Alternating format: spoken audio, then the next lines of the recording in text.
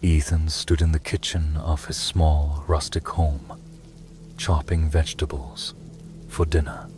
The golden light of the setting sun filtered through the windows, casting long shadows across the room. His younger sister, Lila, lounged on the couch, scrolling through her phone. The television played softly in the background, a local news anchor droning on about the weather. The house smelled of garlic and herbs, and a steaming cup of tea sat on the counter beside him. Outside, the wind rustled through the trees, a soothing, familiar sound. "So, how's the novel going?" Lila asked, not looking up from her phone. Ethan sighed, stirring the pot of soup on the stove. "Still stuck. I thought moving here would help, but..." He trailed off, shrugging. Lila smirked. "Maybe you're just out of ideas, or maybe small-town life is too boring for inspiration," says the college student who spends her weekends binge-watching shows. Ethan shot back, grinning.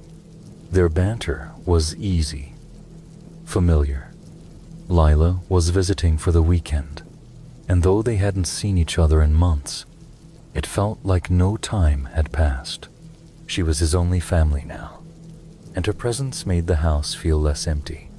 As Ethan reached for a spice jar, the lights flickered. He paused, glancing up at the ceiling. "Ghosts?" Lila teased, finally looking up. "Old wiring," Ethan replied, though he couldn't shake the faint unease that settled in his chest.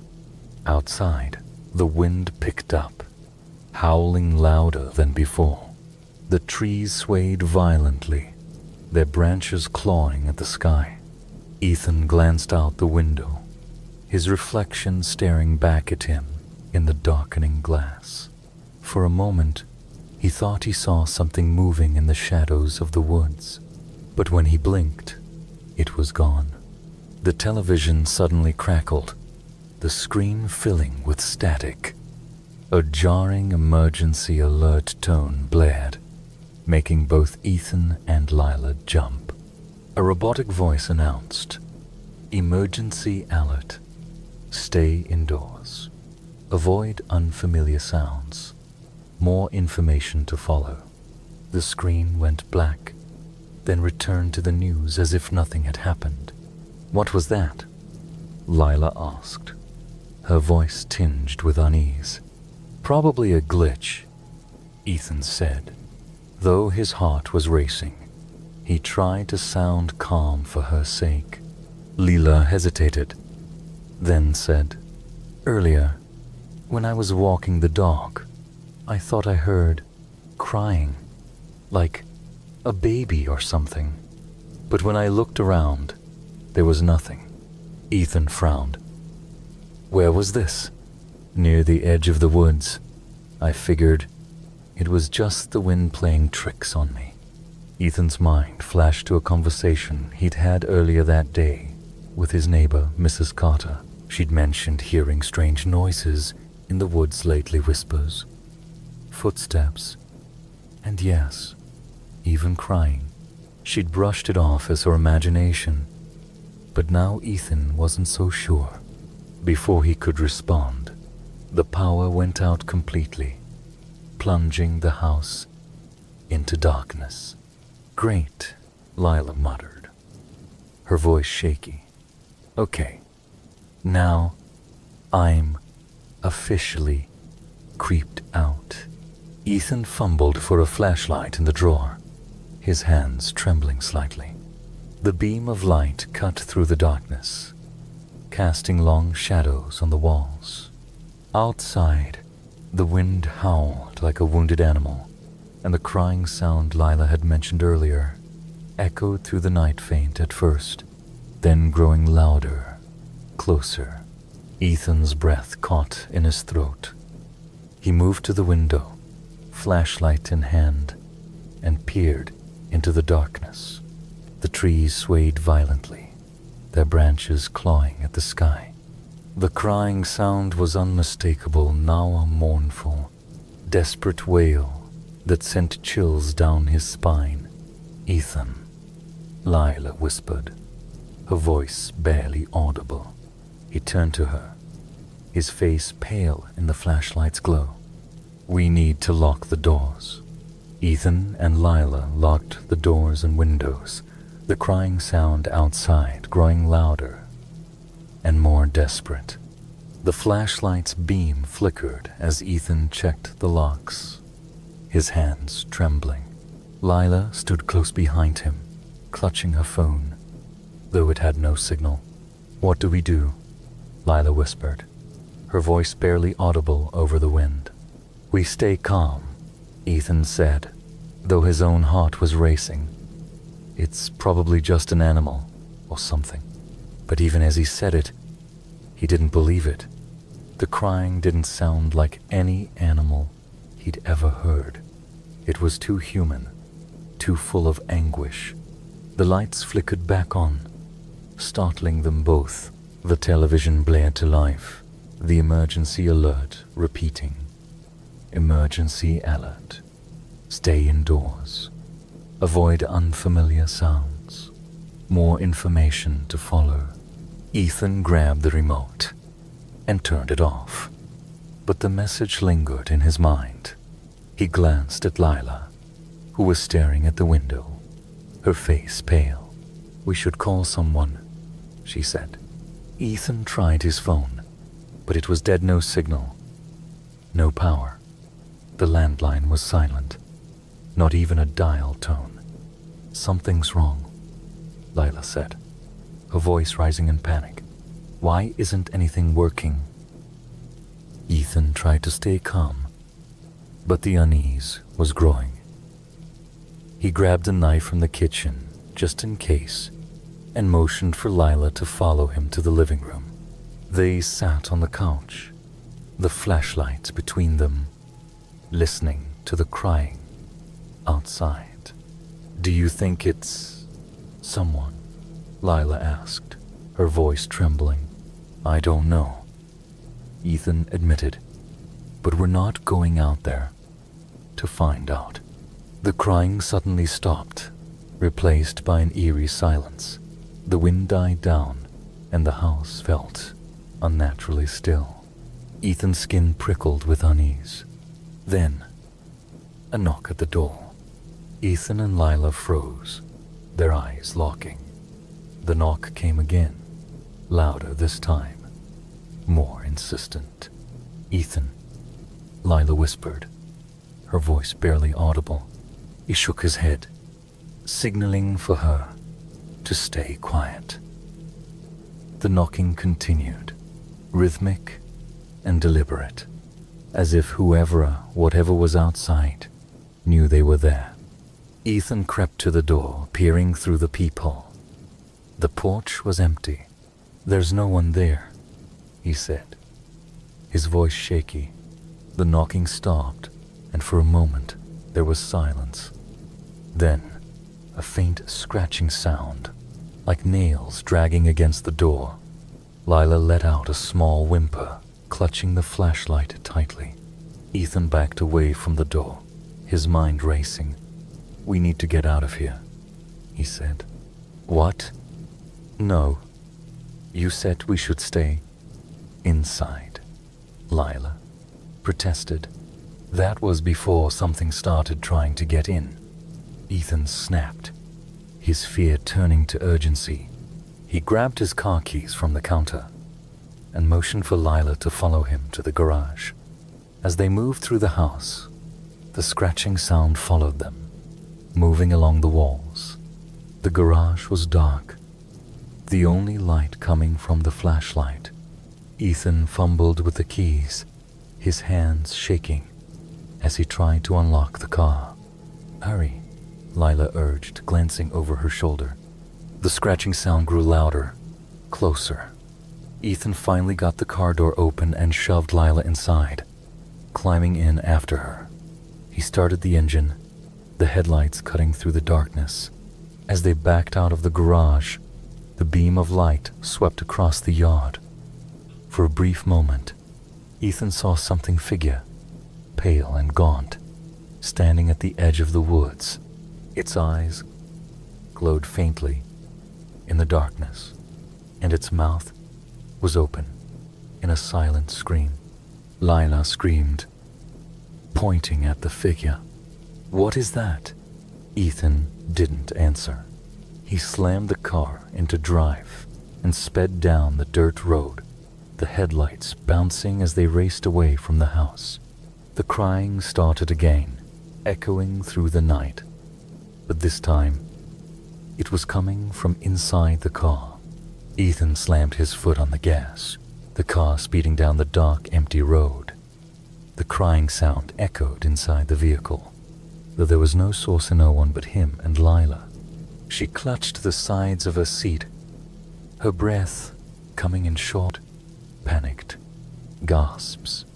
"What the hell is that?" Lila screamed, her voice cracking. "I don't know," Ethan shouted back, his knuckles white on the steering wheel. He glanced in the rearview mirror, half expecting to see the pale figure from the woods sitting in the back seat. But the car was empty, save for the oppressive sound of crying that seemed to come from everywhere and nowhere. The road ahead was pitch black, the headlights barely cutting through the thick fog that had rolled in. The trees loomed on either side, their branches clawing at the sky like skeletal hands. Ethan's mind raced. Where could they go? The town was miles away, and the nearest neighbor was too far to reach on foot. "We need to find help," Lila said, her voice trembling. "We can't just keep driving." "And go where?" Ethan snapped, his fear turning to frustration. "There's nothing out here." The crying suddenly stopped, replaced by an eerie silence. The car's radio crackled to life, static filling the air. Ethan reached to turn it off, but before he could, a voice broke through the noisier, distorted, guttural whisper. "Don't follow the sound," Lila screamed, covering her ears. Ethan slammed his hand on the radio, silencing it, but the words lingered in the air, sending chills down his spine. The car's engine sputtered, then died. The headlights flickered and went out, plunging them into darkness. "No, no, no," Ethan muttered, turning the key in the ignition. The engine wouldn't start. Outside, the fog thickened, swirling around the car like a living thing. Lila grabbed Ethan's arm, her nails digging into his skin. "We can't stay here," she whispered. Ethan knew she was right. He grabbed the flashlight from the glove compartment and stepped out of the car, Lila close behind him. The air was cold, unnaturally so, and the silence was deafening. The woods surrounded them, the trees towering like sentinels. The flashlight's beam barely penetrated the fog, casting eerie shadows that seemed to move on their own. "We need to keep moving," Ethan said, trying to sound confident. "Stay close." They started walking, the crunch of leaves under their feet the only sound. The fog seemed to press in on them, suffocating and heavy. Every shadow felt like it was watching them, every rustle of leaves like a whisper. Then they heard it, a low, guttural growl coming from somewhere in the trees. Lila froze, her eyes wide with terror. "Ethan, don't stop," he said, grabbing her hand and pulling her forward. The growl grew louder, closer. Ethan's heart pounded in his chest as he quickened his pace. The flashlight's beam caught movement in the tree shell, darting between the trunks. "Run," Ethan shouted, dragging Lila with him. They sprinted through the woods, branches clawing at their faces and clothes. The growling turned into a roar, the sound reverberating through the trees. Ethan glanced over his shoulder. and saw eat a massive, shadowy figure, its eyes glowing like embers, its movements unnatural and jerky. Lila screamed as the figure lunged at them, its claws slashing through the air. Ethan shoved her out of the way, the flashlight falling from his hand and rolling into the underbrush. The creature loomed over him, its breath hot and rancid. Ethan scrambled backward, his hands searching for anything to defend himself. His fingers closed around a thick branch, and he swung it with all his strength, hitting the creature in the side. It let out a deafening screech. Recoiling into the shadows, Ethan grabbed Lila and pulled her to her feet, the two of them running blindly through the woods. They stumbled into a clearing, the fog thinning slightly. In the center of the clearing stood an old, abandoned cabin, its windows dark and its door hanging open. "In there," Ethan said, dragging Lila toward the cabin. They burst inside, slamming the door shut behind them. Ethan leaned against it, his chest heaving, while Lila collapsed to the floor, sobbing. The cabin was small and decrepit, the air thick with dust and decay. The walls were covered in strange symbols, carved into the wood, with jagged, uneven lines. Ethan's flashlight, still lying somewhere in the woods, left them in near total darkness. "What is this place?" Lila whispered, her voice barely audible. "I don't know," Ethan said, his mind racing. He moved to the window, peering out into the fog. The creature was gone, but the feeling of being watched was stronger than ever. As he turned away from the window, his foot kicked something on the floor. He bent down and picked it up, a journal, its pages yellowed and brittle. He opened it. The faint moonlight through the window illuminating the scrawled handwriting. "It follows the sound. It feeds on fear. Don't let it find you." Ethan's hands trembled as he flipped through the pages, each one filled with frantic notes and warnings.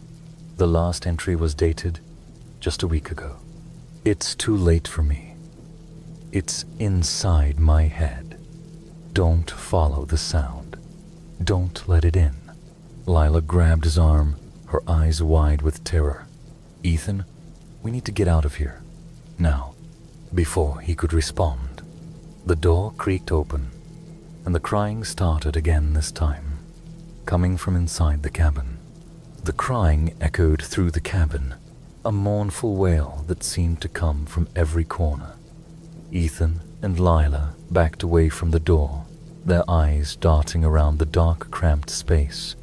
The journal fell from Ethan's hands, its pages scattering across the floor. "What do we do?" Lila whispered, her voice trembling. Ethan didn't answer.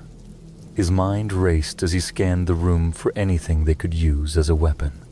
The symbols carved into the walls seemed to pulse faintly, as if alive. The crying grew louder, more desperate. Then it stopped. The silence was worse. Ethan's breath came in shallow gasps as he stepped toward the door, peering into the foggy darkness outside. The woods were eerily still, the trees like silent sentinels watching them. "We can't stay here," he said, turning to Lila. "We need to move." "Move where?" she asked, her voice rising in panic. "There's nowhere to go." Before Ethan could respond, the floorboards creaked behind them. They spun around, their eyes widening in horror. The creature stood in the corner of the cabin, its pale, gaunt form hunched and twisted, its glowing eyes locked onto them, and its mouth opened in a silent scream. The air grew colder, the walls seeming to close in around them. "Run!" Ethan shouted, grabbing Lila's arm and pulling her toward the door. They burst outside, the fog swallowing them whole. The creature let out a guttural roar, its footsteps pounding behind them as they ran blindly through the woods. Branches clawed at their faces, and the ground seemed to shift beneath their feet. Ethan's heart pounded in his chest as he dragged Lila forward, the flashlight's beam bouncing wildly in the darkness. The creature's growls grew louder, closer, its breath hot on their necks. "Ethan, I can't," Lila gasped, stumbling. "Keep moving," he shouted, pulling her up. The woods seemed endless, the trees closing in around them like a maze. Ethan's mind raced, trying to remember the way back to the car, but everything looked the same. Then, he saw a faint light in the distance. "There," he said, pointing. "Go." They sprinted toward the light, the creature's roars echoing behind them. As they got closer, Ethan realized it was the car's headlights, still faintly glowing, despite the dead engine. "Get in," he shouted, shoving Lila toward the passenger side. He fumbled with the keys, his hands shaking as he tried to start the engine. The creature emerged from the trees, its glowing eyes fixed on them. "Hurry!" Lila screamed. The engine sputtered, then roared to life. Ethan slammed the car into reverse, the tires spinning in the dirt as they sped backward down the road. The creature lunged at the car, its claws scraping against the metal as Ethan swerved, narrowly avoiding it. "Go, go, go," Lila shouted, clutching the dashboard. Ethan shifted into drive and pressed the accelerator to the floor. The car shot forward, the headlights cutting through the fog. The creature let out a deafening screech, its form flickering like a shadow as it chased after them. "What is that thing?" Lila cried, her voice breaking. "I don't know," Ethan shouted, his hands gripping the wheel. "But it's not human." The car raced down the road, the creature keeping pace with terrifying speed, its glowing eyes reflected in the rearview mirror, its mouth twisted in a grotesque grin. Ethan's mind raced. The journal's words echoed in his head. "It follows the sound. It feeds on fear." "Lila, cover your ears," he shouted. "What?" "Just do it." Lila clamped her hands over her ears, her eyes wide with confusion. Ethan took a deep breath, then let out a scream, a raw, primal sound that echoed through the night. The creature faltered, its movements becoming jerky and uncoordinated. Its glowing eyes flickered, and it let out a pained screech. "It's working," Ethan shouted, his voice hoarse. He screamed again, louder this time, the sound tearing through the air like a weapon. The creature stumbled, its form flickering like a dying light. With one final, ear-splitting screech, it vanished into the fog. The car skidded to a stop, the headlights illuminating the empty road ahead. Ethan slumped in his seat, his chest heaving, his hands trembling on the wheel. "Is it gone?" Lila whispered, her voice barely audible. "I don't know," Ethan said, his voice shaking. "But we need to keep moving."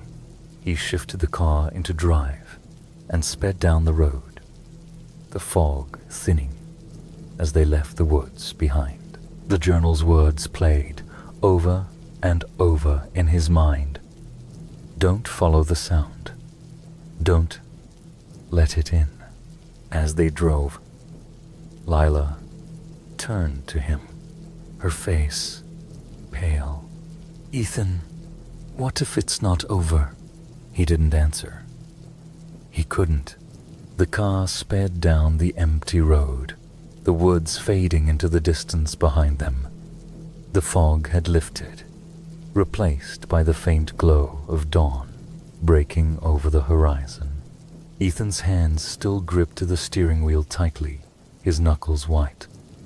Lila sat silently in the passenger seat, her arms wrapped around herself, staring blankly out the window. The silence between them was heavy, filled with unspoken questions and fear. Ethan glanced at Lila, her face pale and drawn, dark circles under her eyes. She looked so much younger than she had just a day ago, as if the night had aged her. "Are you okay?" Ethan asked, his voice hoarse. Lila didn't answer at first. She just nodded slowly, her gaze fixed on the passing trees. "I don't know," she finally whispered. "I don't think I'll ever be okay again." Ethan didn't know what to say. He felt the same way. His body ached. His mind was a whirlwind of fear and confusion, and the memory of the creature's glowing eyes haunted him. They reached the outskirts of town just as the sun began to rise. The streets were quiet, the town still asleep.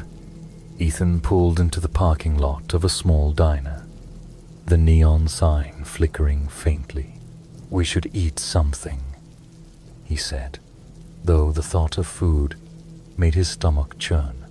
Lila nodded numbly, following him inside. The diner was empty, except for an elderly waitress wiping down the counter. She gave them a tired smile as they slid into a booth by the window. Ethan ordered coffee and toast, but neither of them touched it when it arrived. They sat in silence, the events of the night replaying in their minds. "What do we do now?" Lila asked, her voice barely above a whisper. Ethan shook his head. "I don't know. We should tell someone. The police, maybe." "And say what?" Lila asked, her voice rising slightly. "That we were attacked by some thing in the woods. They'll think we're crazy." Ethan knew she was right. Who would believe them?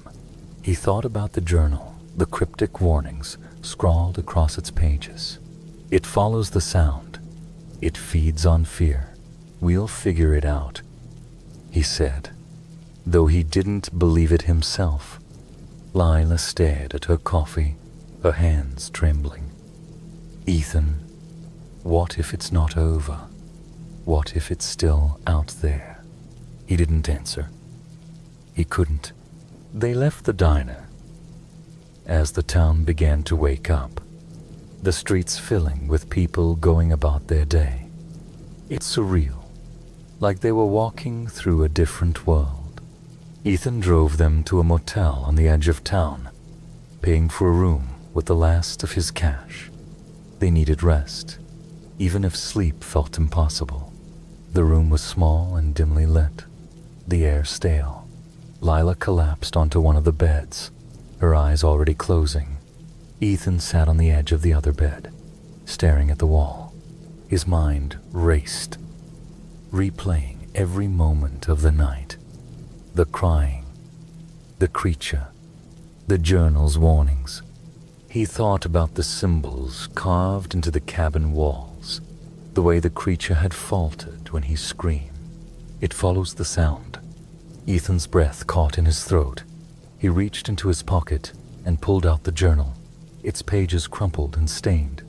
He flipped through it, his eyes scanning the frantic handwriting. On the last page, he found something he hadn't noticed before. A single sentence, scrawled in shaky letters. "It's not just here. It's everywhere." Ethan's hands trembled as he closed the journal, his heart pounding. He looked over at Lila, asleep on the bed, her face peaceful for the first time in hours. He wanted to believe it was over, that they were safe. But deep down, he knew the truth.